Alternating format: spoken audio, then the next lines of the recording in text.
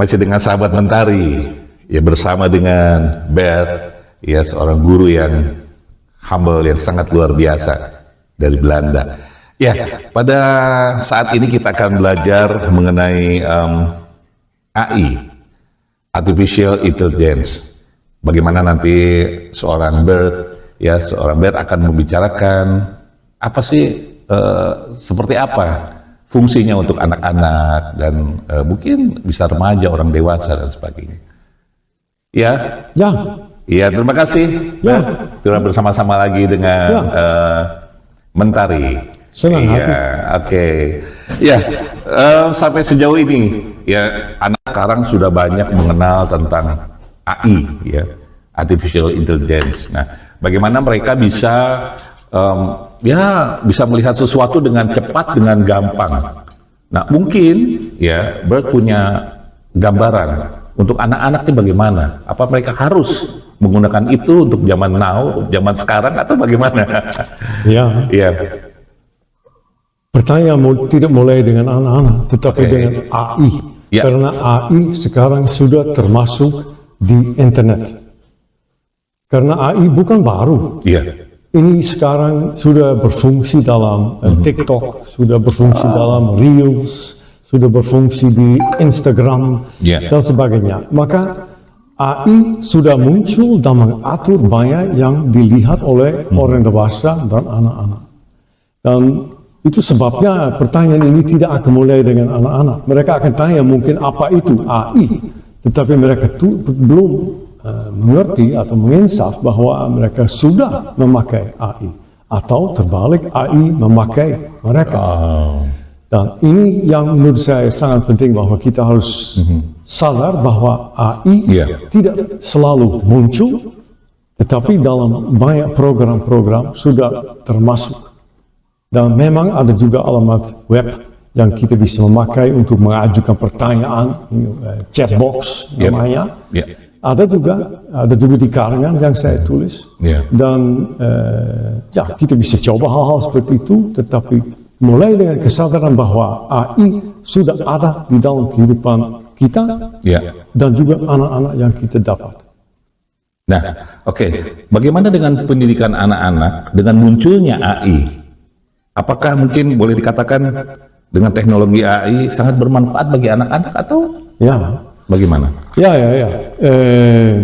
Yang bisa sangat bermanfaat, tetapi berarti juga bahwa dia yang mengajar, seorang bapak atau seorang guru sendiri juga harus mampu mengerti apa itu AI. Karena kalau tidak, bagaimana menuju jalan? Berarti harus didampingi atau mendahului. Ya, kalau kita sendiri sudah mengerti bahwa TikTok diatur oleh AI, atau kalau kita sendiri sudah pernah mencoba chatbox, dan kita sudah pernah mungkin bertanya sama AI, anak saya sekarang harus belajar ini, coba kasih saya apa yang dia harus belajar dengan lebih ringkas. Coba seperti itu. Dan itu bisa bermanfaat karena kita semacam menunjuk jalan. Dan kalau kita cuma membiarkan, artinya bahwa anak itu akan terus melihat TikTok, dan TikTok akan tahu bahwa dia suka dengan film-film seperti itu, akan ditambah film-film, dan anak itu lebih cenderung ke HP-nya. Nah, itu yang kita harus tahu, dan selanjutnya kita harus tahu cara untuk memakainya. Berarti ada kerugian, ada keuntungan. Nah, misalnya kerugian untuk keuntungan untuk AI ini, untuk bagi anak-anak ini apa? Kalau boleh dikatakan, anak-anak usia berapa sih yang harus sebetulnya dia bisa menggunakan AI itu, gitu loh. Menurut Bert bagaimana?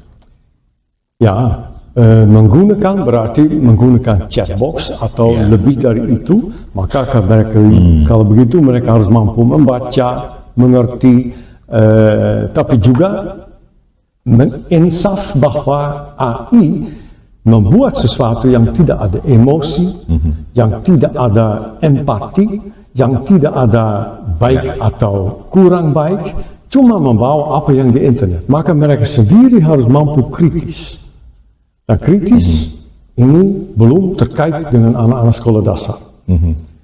mulai kalau kita sudah menginjak keremajaan, tetapi dari situ mulai. Maka kita harus sadar bahwa ya saat sekolah dasar mereka bisa memakai, tetapi didampingi, dibantu. Kalau sudah menjadi remaja, mereka sudah lebih mampu dan kita bisa bertanya sama mereka, ayo kamu sudah dapat informasi itu, bagaimana pendapatmu? Ya, betul. Karena AI punya pendapat, tetapi seharusnya kita yang punya pendapat. Oke. Kalau kita punya keinginan untuk belajar bagaimana kita membantu anak seperti itu, kita bisa mengajukan pertanyaan itu di chatbox AI, dan kita akan dapat pertanyaan dan ada balasan dan itu bisa sangat membantu. Ya, oke. Kalau selama ini Bear sendiri sudah mengajarkan kepada anak tentang AI? Memang di universitas saya mengajar siswa-siswi dengan AI bersama seorang teman sekerja, dan kami memang membicarakan AI, membicarakan juga apa yang sudah ada sekarang, dan supaya siswa-siswi sendiri juga menginsaf kepentingannya. Tetapi AI juga sangat cepat muncul karena 1,5 tahun yang lalu nama itu belum terkenal, walaupun sudah ada, tapi belum kenal. Nah, maka dari situ saya tidak ada waktu karena saya sudah berpensiun. Maka saya tidak begitu mengajar mengenai itu. Tetapi pada awalnya saya memang berpikir bersama seorang teman sekerja. Oke, jadi bagaimana kalau dilihat ya dalam pendidikan anak nih, apakah AI akan meningkatkan kreativitas atau mereka ya artinya justru menghambatnya kreativitas dengan adanya AI? Gravitas berarti kreativitas. Maka mereka akan lebih baik belajar. Maksud gravitas itu apa? Kreativitas, kreativitas semacam mereka punya kreasi dengan adanya AI. Memang. Kalau mungkin ada plus minus ya. Selalu ada plus minus karena apapun di dunia ini kita bisa memakai sebagai berkat, tetapi juga sebagai kutuk. Dan ini sama juga dengan AI.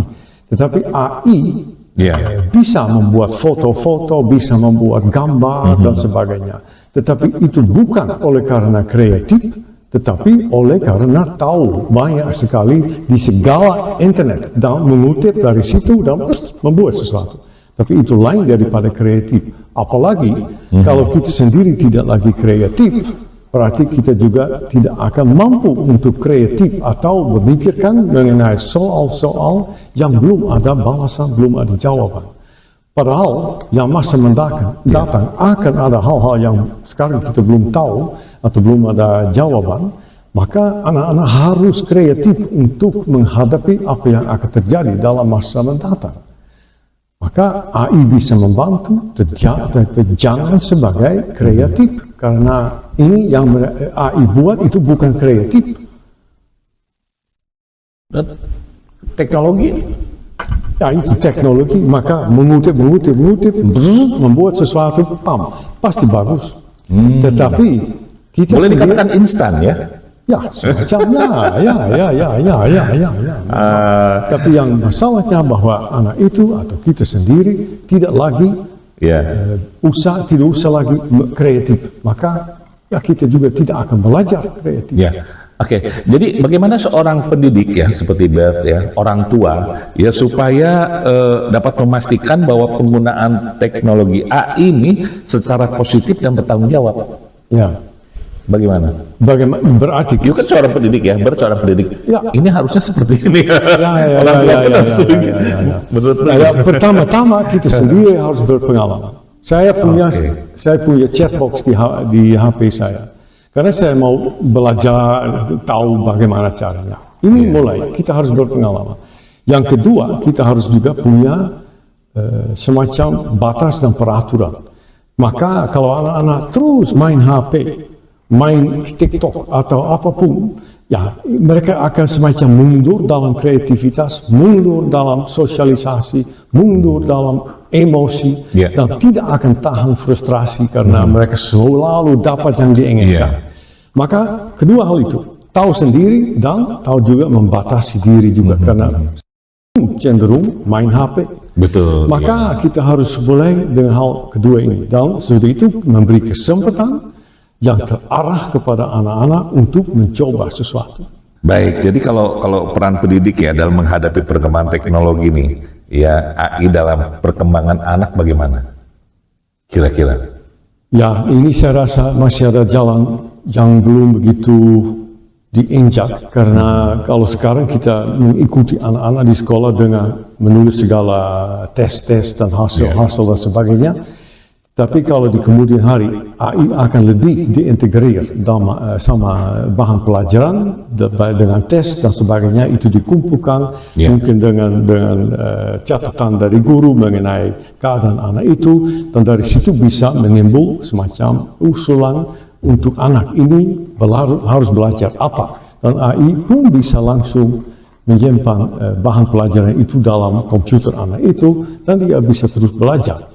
Nah, sesuatu seperti itu, maka semacam diatur oleh AI, tetapi ya diawasi oleh seorang guru, sangat bisa berguna, dan saya hampir yakin itu mungkin 1-2 tahun lagi. Iya, artinya kalau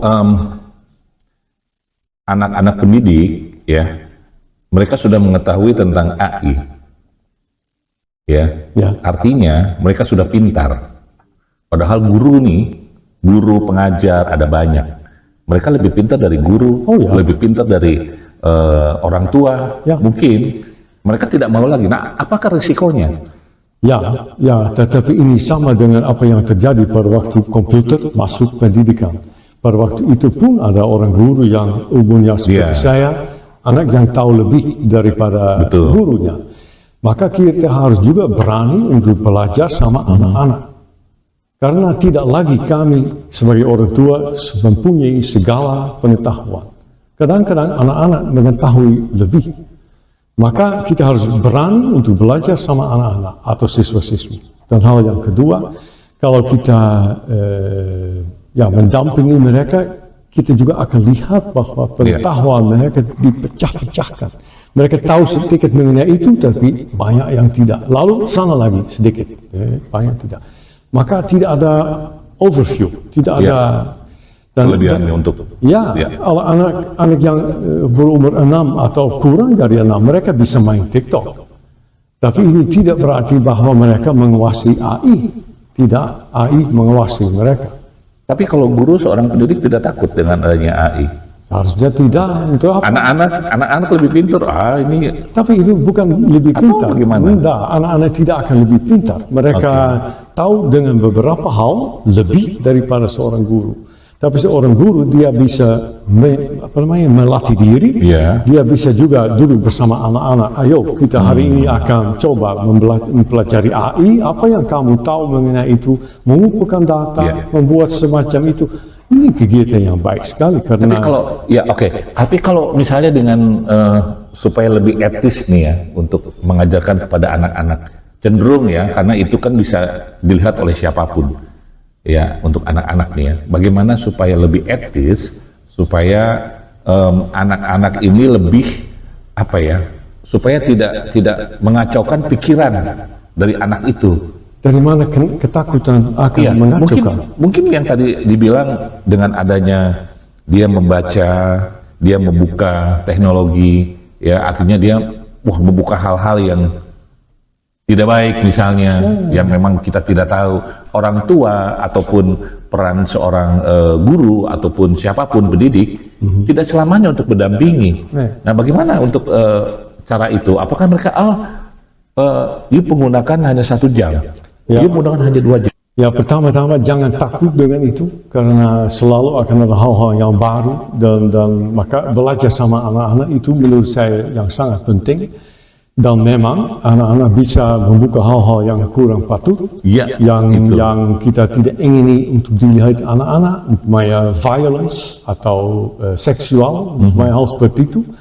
Tetapi itu pun akan termasuk dalam pelajaran yang kita bawa, contoh yang kita bawa. Maka kalau mereka membuka sesuatu yang kurang baik, mungkin mereka akan panggil, Pak, coba saya lihat ini apa. Atau bersama dengan ibunya, atau kan ada hubungan yang baik sama anaknya, pasti ada sesuatu seperti itu. Maka kita harus mengajar mereka dan tidak cuma semacam membatasi mereka. Kalau cuma membatasi, mereka tidak akan belajar. Maka ya ada batas-batas, tetapi makin lama makin kurang batas menurut saya. Dan mereka sendiri yang harus belajar dan bertanggung jawab atas apa yang mereka anggap baik atau tidak baik, sesuai dengan umur mereka. Maka dalam hubungan atau dalam perjalanan pelajaran itu, penting kita ada hubungan yang baik sama mereka. Kita ada juga semacam sendiri juga mengetahui atau bersama anak-anak itu akan mengetahui. Dan juga secara teknis kita juga bisa melihat kembali apa yang dilihat dalam komputer kan, dalam penghafalan. Nah, kita bisa juga tentukan, oke, jam 1 kali sehari saya lihat sama kamu apa yang kamu buat hari ini di HP-mu. Lalu dia tahu, dibicarakan. Dan kalau ada sesuatu yang kurang baik, bisa dibicarakan, tidak usah langsung takut. Oke, jadi berarti kita harus terbuka. Ya. Harus aware dengan anak-anak ya. Begitu juga untuk anak-anak dengan kita. Ya. Tapi kadang-kadang kan orang tua ini tidak bisa selamanya untuk mendampingi. Ya. Ini yang kekhawatiran kita. Ya. Ya, teknologi bagus. Ya. Ya. Bagus. Ya. Bagus. Artinya anak-anak lebih pintar dan sebagainya. Mereka tidak harus ya mungkin yang harusnya tadinya tanya sama orang tua dia tinggal buka apa dan sebagainya. Cuman yang kita khawatirkan jangan sampai berlebihan. Ya. Gitu, ya, sampai berlebihan. Tapi memang orang tua tidak selalu bisa mendampingi, dan ini juga secara benak ini juga tanggung jawab anak-anak kalau sudah dewasa. Maka selama kita masih mendampinginya, ayo mengadakan hubungan yang baik, mengasihi anak itu, mengampuni anak itu, coba kerjasama dengan anak itu. Memberi batas juga dalam waktu memakai HP dan memberi tujuan sama anak supaya dididik, jangan dibiarkan, tapi dididik untuk memakai apa di kemudian hari dia harus mengambil keputusan dan tanggung jawab sendiri. Maka kita harus mendahului. Iya, tadi saya dengar bilang ada pengampunan. Ya. Iya. Bisa diceritakan seperti apa? Bisa karena pada waktu saya di sekolah dasar kerja di situ, internet baru mulai dan tidak juga seorang pun punya banyak pengalaman. Dan pernah ada satu anak yang membuka website. Kalau di Indonesia ini menurut saya hal seperti itu ditutup, tetapi di Belanda tidak. Mereka membuka dan mereka mencari kucing. Tapi kucing kalau bahasa Belanda itu sama dengan kelamin seorang perempuan, tapi kata yang buruk lah begitu. Maka dia cari kucing, lalu timbul gitu, langsung dia panggil dan dia bilang, oh Pak, ini, dan ada pembicaraan dengan dia dan sudah selesai. Tidak usah juga diampuni. Ada hal yang lain yang mungkin bisa diampuni. Jadi kita harus berbuat baik, berbuat baik dan memberikan informasi yang benar. Jangan terlalu langsung takut atau hal seperti itu akan terjadi. Maka mereka harus diajar, didampingi, gitu. Ya. Jadi kalau boleh dikatakan bagaimana AI sendiri dapat membantu untuk mengidentifikasi. Artinya ya boleh dikatakan mengatasi kesulitan belajar bagi anak-anak. Bagaimana menurut Bert? Ya, nah ini yang tadi saya bilang, kalau kita punya tes-tes dan kita punya semacam evaluasi mengenai anak itu, mengenai cara dia berpikir atau keadaannya, kita bisa memasukkan itu dalam AI. Nah, AI bisa membantu kita untuk memberi pelajaran yang sesuai, atau terapi yang sesuai, atau latihan yang cocok, atau seperti itu.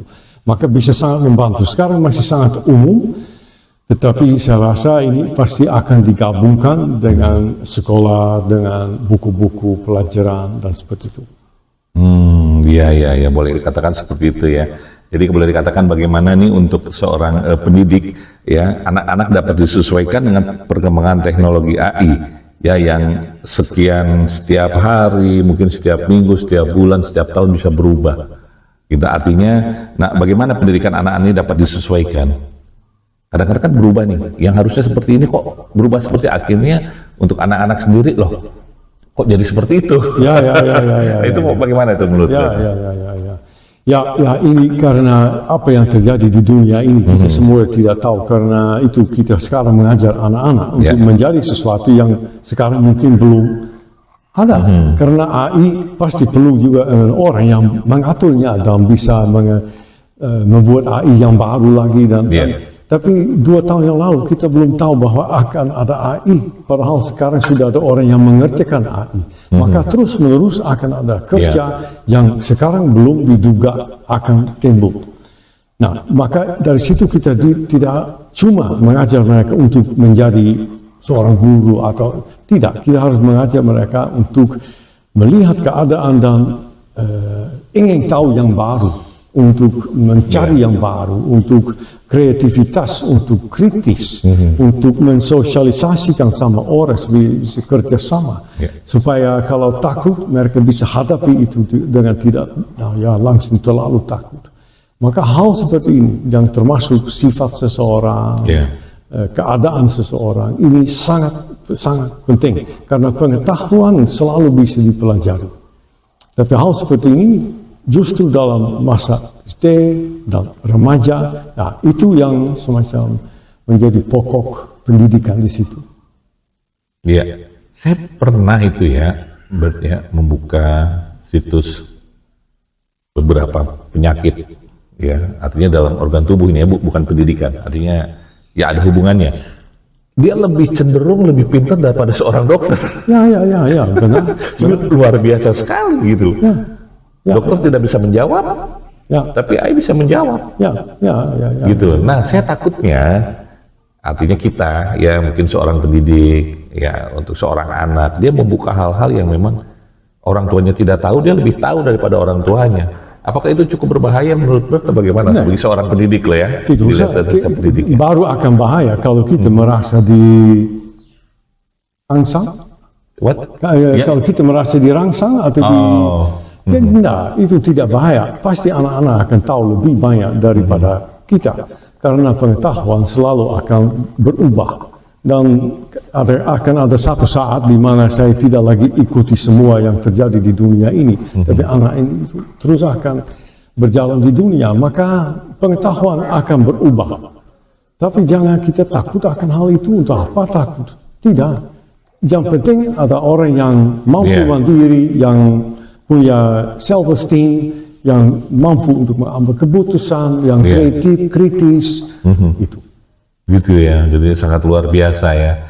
Jadi saya kembali lagi pendidikan anak nih ya, jadi seorang pengajar seperti Bert ini, apa harapannya tentang AI? Menurut Bert? Saya harap supaya guru-guru akan mampu untuk memakainya secara baik. Dengan pelajarannya, dengan menyesuaikan pelajarannya sama anak-anak yang perlu, yang dimana AI memang bisa membantu dan juga bisa meringankan tugas-tugas guru-guru, karena kalau di Belanda memang guru-guru memang sibuk sekali, dan karena ada banyak hal yang terjadi, yang timbul, dan anak-anak yang lain lagi, dan ada pertanyaan dari orang tua, maka cukup banyak pekerjaan. Mungkin di sini juga begitu. Tapi kalau ada AI yang bisa memberi jalan untuk tiap anak, dan kita sebagai guru bisa ambil dari situ juga pelajaran, itu akan menurut saya sangat membantu. Tapi pokoknya kita yang memakai, bukan AI yang memakai kita. Itu yang sangat penting, sama anak-anak, sama kita pun begitu. Jadi apa yang kita perlukan baru dicari ya? Betul, jadi bukan mereka mencari kita. Nah, kalau suatu saat anak-anak mencari tentang tentang pelajaran sudah, tentang agama-agama mungkin sudah, dia buka Bible, ternyata kok ada beberapa hal yang lain, dari situ mereka bisa pertanyakan juga dengan orang tua begitu ya.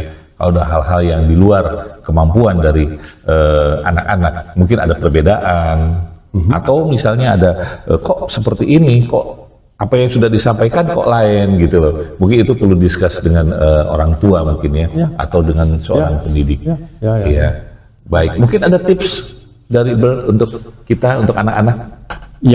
Menurut saya silakan membuka AI chatbox yang mana pun melihat sendiri. supaya jangan kita cuma anggap AI sebagai wah ada sesuatu yang besar itu bukan untuk saya, takut atau lain, tetapi pokoknya coba tahu sendiri apa itu AI dan menyadari diri bahwa AI tidak cuma chatbox itu, tetapi sudah masuk dan perusahaan yang akan memakainya untuk membuat kita semua suka dengan sesuatu yang ditunjuk oleh perusahaan itu karena mereka mau menjualnya. Betul. Maka AI juga akan salah difungsikan. Dan tadi saya kasih contoh dengan foto, suara. Tetapi kalau mereka mau menjual alat yang apapun, mereka akan coba memakai AI juga supaya dengan selincah mungkin akan masuk ke akal kita. Itu pasti. Maka sadarlah bahwa AI bisa sangat mempengaruhi kita. Maka sekali lagi bukan AI yang memakai kita, tapi kita yang memakai AI. Oke, sangat menarik perbincangan ini yang mengenai AI, yang mengenai boleh dikatakan artificial intelligence. Kita boleh sedikit belajar khususnya untuk anak-anak berkat seorang pendidik. Jadi sepatutnya untuk memberikan informasi yang baik kepada anak-anak dan kita semua. Sahabat Mentari, demikian pentingnya AI dapat berpengaruh dalam kehidupan kita, khususnya untuk pendidik. Artificial intelligence dapat digunakan oleh siapa saja. Artinya kita harus tetap mendampingi anak-anak. Bagaimana cara memakainya, bagaimana cara untuk penggunaannya untuk yang lebih baik dan positif. Terima kasih, Bert. Sampai ketemu lagi untuk hal-hal yang baru. Dengan senang hati. Terima kasih.